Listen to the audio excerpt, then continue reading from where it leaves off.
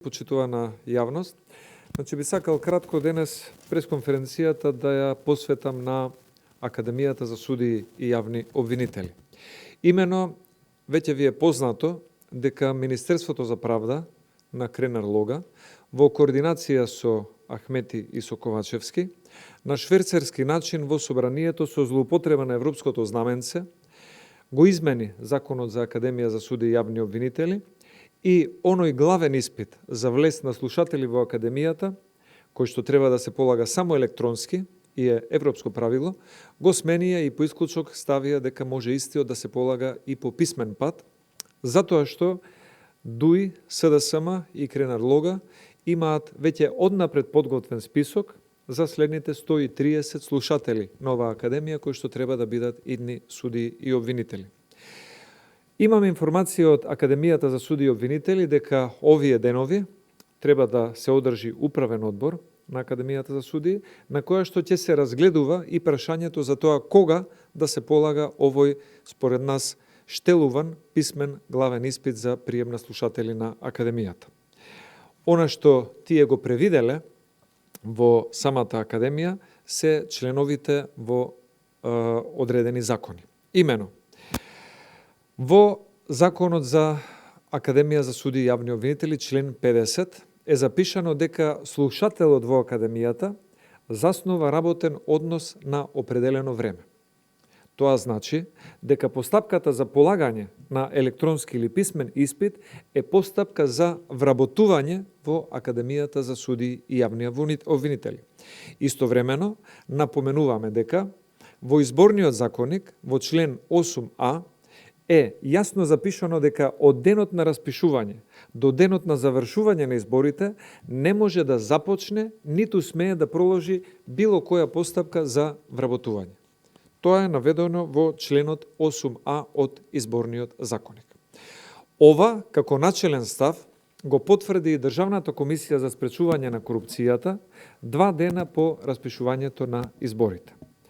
Затоа, укажуваме најсериозно до сите членови на управниот одбор на Академијата за судии дека секој кој што ќе гласа за полагање на писмениот главен испит за прием на слушатели во оваа Академија ќе го прекрши членот 8 од изборниот законник и со самото тоа ќе се изложи на кривична пријава за несовесно работење во службата.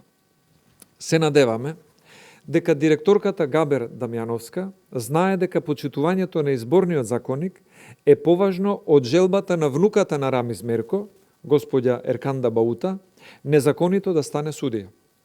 Сакам да верувам дека и председателот на управниот одбор на Академијата Беким Мехмеди знае дека владењето на правото е побитно од желбата на Мики Крстев, заменик министер од СДСМ, да стане обвинител со наместено полагање на писмен тест во време на распишани избори.